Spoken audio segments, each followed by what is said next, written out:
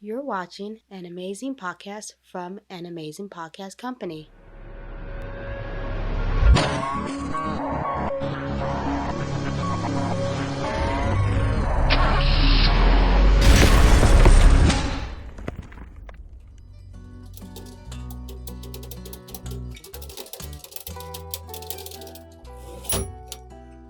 Hello, Mob Associates. I'm Johnny Ciccatelli, coming to you with another edition of Mob Talk from the studio here at Amazing Podcast Company in downtown Youngstown, Ohio. As you can tell, I'm flying solo this week. I'll be back with my partner in true crime, Jimmy Naples, pretty soon. We're very excited that tickets are on sale now for our big show, February 9th at the Robbins Theater in Warren. So get your tickets now, and we'll see you there. But right now, I want to thank our amazing show sponsors, Pro Team Auto Sales and Cut and Toast. Without them, this show would not be possible. All right, let's dive into things. I just got back from a quick trip to Las Vegas, where I had a chance to visit the Mob Museum. Now, it was my first time there, and I posted a few things in the Youngstown Mob group on Facebook from the museum. Those combined posts are going to be our post of the week this week. I just want to point out that all the Youngstown connections you'll find at the Mob Museum.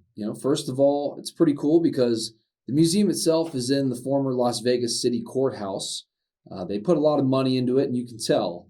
There's lots of exhibits, several video galleries, some interactive elements, even a distillery in the basement, which was pretty cool.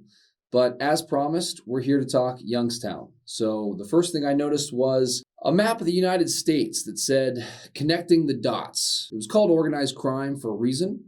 Individuals and gangs were connected in a highly structured criminal network or syndicate. Complex ties linked organizations nationwide. In this case, there were 37 cities named on the entire map of the United States and Cuba. And you guessed it, Youngstown was one of them. Another exhibit with Youngstown ties was a wall labeled The Greatest Hits, with pictures and descriptions of the most notorious mob hits in American history.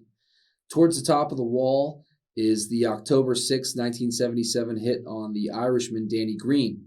Now, this car bombing or Youngstown tune-up actually happened in Cleveland and was sanctioned by Cleveland boss Jack Licavoli.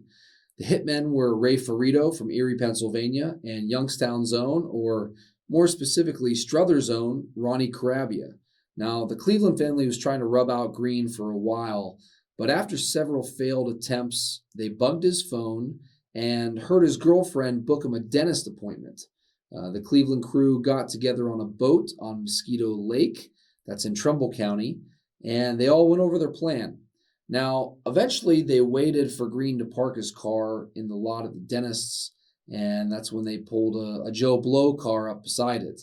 They planted a bomb inside the door of this dummy car, and they waited for Greene to come back outside, and when he finally got into his own car, or went to get into his own car, Ronnie pushed the button, and the Irishman was blown to bits. The other Youngstown hit on the wall at the Mob Museum was the notorious bombing of Cadillac Charlie Cavallero. This was on November 23rd, 1962.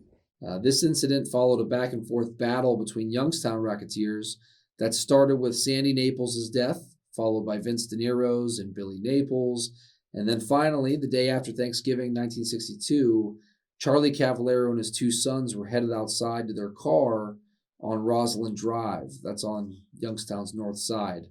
When the car blew up and killed Charlie as well as one of his sons. Now, no culprit was ever officially named, but a suspect believed to have been playing both sides against each other at the time, named Dominic Moyo, he was soon found shot to death and stuffed in the trunk of a burned-out car. So you can jump to your own conclusions. Now, there were some profiles of famous gangsters on another wall at the Mob Museum. Two of them were from Cleveland and had lots of ties to Youngstown. One was Jimmy the Weasel Fratiano. Jimmy was an associate of Jack White Licavoli. He'd moved from Cleveland out west, eventually to Los Angeles, where he rose as high as acting boss. Now, the whole time he was considered a confidential informant to the FBI, although he never really gave them anything substantial and always refused to testify. But he was actually on that boat on Mosquito Lake that I told you about when the Cleveland family was planning their hit on Danny Greene. So after Ray Ferrito flipped and told the feds that Fratianno was in on the planning, they actually finally had the Weasel on a RICO murder charge. And, being a weasel, he ratted out Licavoli and the rest and testified in court. According to the wall at the Mob Museum, Jimmy Fratianno died of Alzheimer's disease while living in an undisclosed location under an assumed identity. The other profile was that of Big Ange Leonardo, a longtime Cleveland mobster who served as Licavoli's underboss before eventually becoming the acting boss of Cleveland when Jack White went away for the Danny Greene hit. Leonardo used to meet Briar Hill Jimmy Prado and Little Joey Naples to receive Cleveland's 25% of the Youngstown rackets, but in the 1980s, when he'd finally become the acting boss, his crew of guys on the street got jammed up moving drugs, and the whole remnants of the family, including Leonardo, got taken down. That was kind of really the downfall of Cleveland. Leonardo was convicted for drug trafficking and sentenced to 103 years in prison. In 1983, that's when Big Ange decided to flip, and at that time, he became the highest-ranking member of the mafia to testify for the government.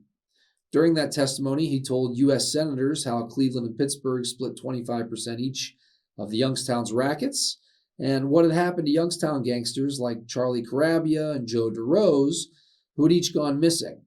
Now, Leonardo also testified in New York's commission trial and in the Las Vegas skim trial. He died in his own bed in 2006 at the age of 95. Now, the last big Youngstown tie that I found at the Mob Museum was near something called the Commission Wall. First, they had plates with each city that was represented by someone on the commission. Youngstown was included with a plate at the table. So then there was an interactive screen where you could read more about Cleveland or Pittsburgh or any of these other cities. Youngstown wasn't on this interactive screen, but Cleveland and Pittsburgh were. And it was the Pittsburgh plate that I found most interesting. Under the final section, it said, quote, "Mostly gone now.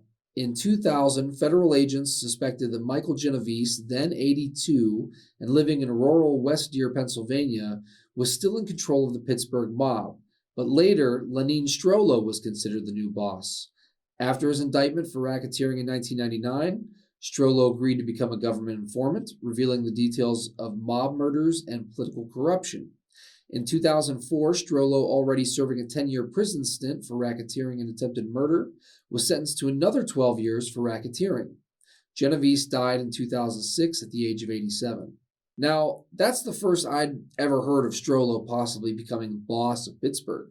Obviously, he was the boss of Youngstown at the end, but I find it kind of unlikely that he'd become the boss of Pittsburgh after becoming a government witness. But I always found it odd that he lived all those years later without anyone trying to clip him. So, Lenny Strollo just recently passed away in 2021 at the age of 90.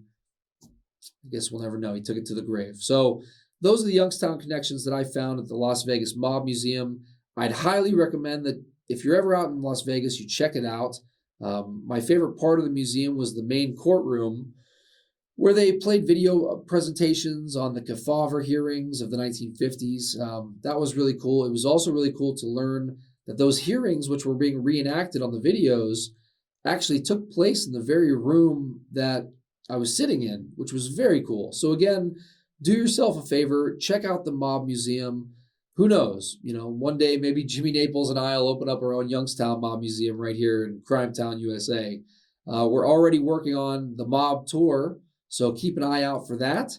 And once again, I want to take, it's time to thank our sponsors, our Youngstown Mob Talk sponsors, Cut and Toast, premium cigars on Lowellville Road in Struthers. Jimmy and I will host another Mob Talk with cigars in the Cut and Toast Lounge coming up on Wednesday, November 30th. And of course, Pro Team Auto Sales on South Avenue in Youngstown. If you're shopping for a car or a bike, check them out. Tell them the Steel Valley Syndicate sent you. And speaking of the Steel Valley Syndicate, we got merchandise for sale. That includes hats, hoodies, blankets, you name it. You could also get a gift card for someone special on your Christmas list. So check it out. Check out the link. We're going to put it in the post here. As I mentioned earlier, we're hosting a huge 2-hour live Youngstown Mob Talk show at the Robbins Theater in Warren. That's on February 9th. Tickets are officially on sale now. You can get those at the Robbins Theater website. Again, we have a link for you here in the post.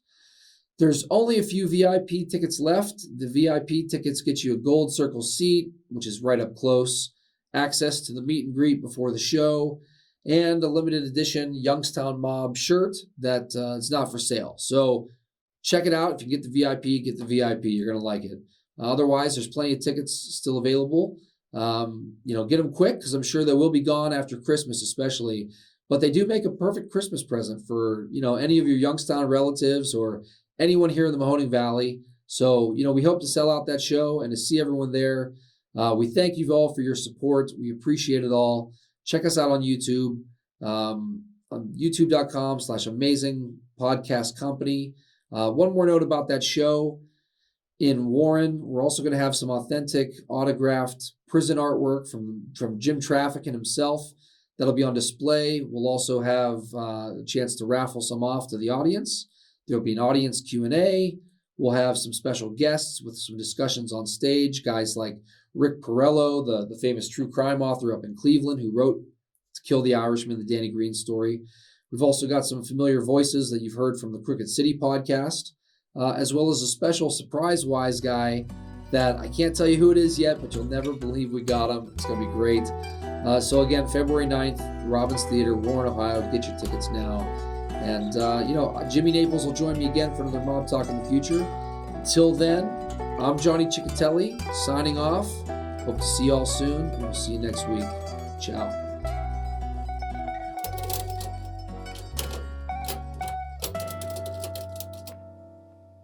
That was an amazing podcast from an amazing podcast company. For more, subscribe to our channel at youtube.com/amazingpodcastcompany.